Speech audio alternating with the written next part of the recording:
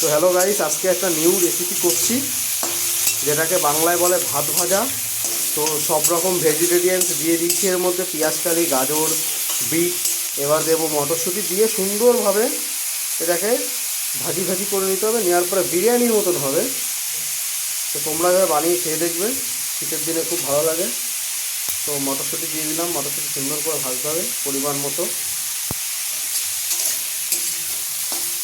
তো চলো তোমাদেরকে দেখাচ্ছি পুরোপুরি রেসিপিটা করে।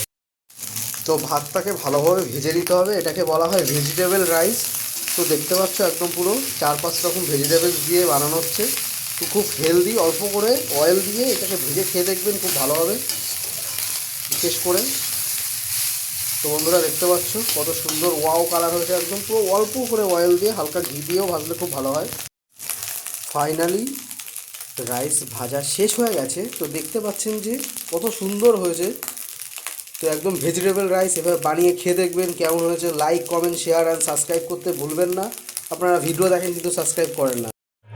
তো ফাইনালি ভেজ রাইস আমার ফ্রাই করা হয়ে গেছে। তো দেখতে পাচ্ছ এইভাবে বানিয়ে খেয়ে দেখবেন।